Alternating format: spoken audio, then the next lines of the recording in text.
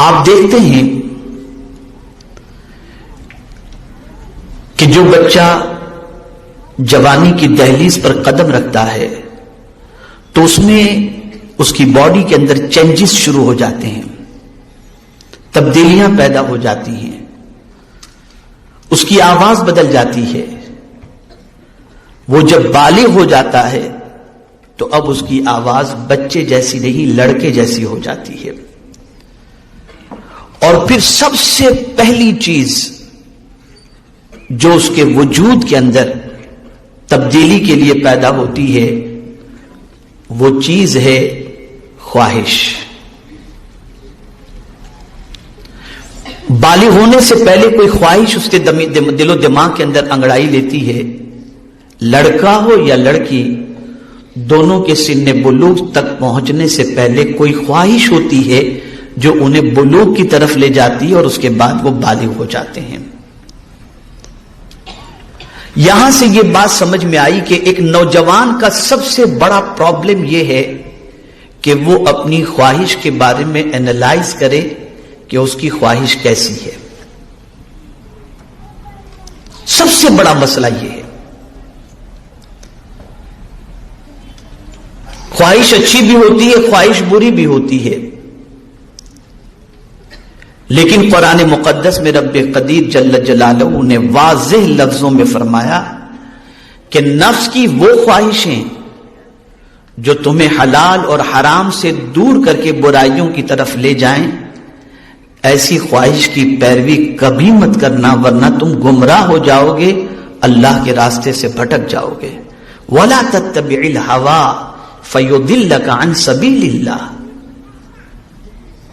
سورہ صاد کی یہ آیت بتا رہی ہے کہ اگر آدمی نے ہر خواہش کی پیروی کی، ہر خواہش کے پیچھے وہ چلا، تو اس کی خواہش اسے اللہ سے دور کر دے گی، گمراہ کر دے گی۔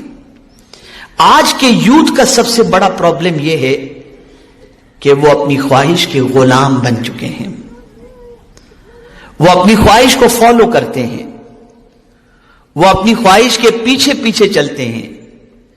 وہ کبھی یہ اینالائز نہیں کرتے کہ ان کی یہ خواہش حلال ہے یا حرام، جائز ہے یا ناجائز۔ ان خواہش کی بنیاد پر کہیں ایسا تو نہیں کہ ان کی دنیا اور آخرت تباہ ہو جائے۔ یہ جج کرنے کی ایبیلٹی اور صلاحیت ان کے اندر قطعی طور پر نہیں ہوتی۔ نتیجتاً وہ اپنی خواہش کی پیروی کرنے کے بعد تباہ بھی ہو جاتے ہیں اور برباد بھی ہو جاتے ہیں۔ اسی لیے قرآن مقدس میں رب قدیر جل جلالہ نے واضح لفظوں میں فرمایا کہ کامیاب وہ نہیں ہے جو اپنی خواہش کے پیچھے چلا۔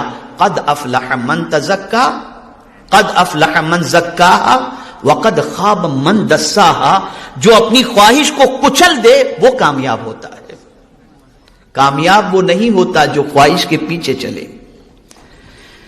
آپ دنیا میں جتنے بھی یوتھ ہیں، جتنے بھی نوجوان ہیں، ان کی ناکامی کے پیچھے اگر آپ ریزن تلاش کریں تو یہ ریزن سب سے بنیادی آپ کو نظر آئے گا، فزیکلی ہو، مینٹلی ہو، ایجوکیشنل ہو یا کیریکٹر وائز ہو۔ اگر آج کے نوجوان کی جوانی برباد ہوتی ہے تو اس کی سب سے بڑی وجہ یہ ہے کہ وہ اپنی خواہش کا غلام بن جاتا ہے اور خواہش کی پیروی کرنا شروع کر دیتا ہے۔ آپ ذرا دیکھیں، میں ایک سوچ آپ کے سامنے پیش کر رہا ہوں۔ وہ بچہ جو بورڈ کے ایگزام کے اندر بیٹھتا ہے، ایس ایس سی کے ایگزام میں بیٹھتا ہے، اور ایس ایس سی کا رزلٹ جیسے ہی آؤٹ ہوا اور وہ جونیئر کالج کے اندر ایڈمیشن کے لیے جانا چاہتا ہے تو سب سے پہلے لڑکا ہو یا لڑکی ہو، اچھے ڈریس بنانے کی فکر ان کو زیادہ ہوتی ہے۔ ایک سوال یہ پیدا ہوتا ہے کہ آپ شادی میں تو نہیں جا رہے ہو۔ ایک سوال یہ پیدا ہوتا ہے کہ آپ جو ہے وہ کسی شو میں تو نہیں جا رہے ہو۔ کالج میں آپ تعلیم حاصل کرنے کے لیے جا رہے ہو، آپ کو ڈریسز کی اتنی فکر کیوں ہے؟ سوچ بدل گئی، امپریس کرنے کی سوچ، متاثر کرنے کی سوچ، لڑکی کو اپنی طرف مائل کرنے کی سوچ، لڑکے کو اپنی طرف مائل کرنے کی سوچ۔ اب جب یہ سوچ بدلی تو وہی بچہ جو ایس ایس سی کے اندر 95% لے کر کے آیا تھا، اگر اس کی سوچ بدل گئی تو وہی بچہ 11th میں جیسے تیسے پاس ہوا اور 12 کے اندر 60 کے اندر پرسنٹیج لے کر کے آیا۔ آخر کس چیز نے اسے تباہ کیا؟ سب سے بڑی چیز یہ تھی کہ اس کی سوچ بدل گئی، وہ خواہش کا غلام ہو گیا، جس کی وجہ سے اس کی ترقی رک گئی اور وہ تباہی کے دہانے پر پہنچ گیا۔ اس لیے اسلام یہ کہتا ہے کہ اپنی ناجائز خواہش کو تم کچھ لو، تم اپنے ایم کو نہ بھولو۔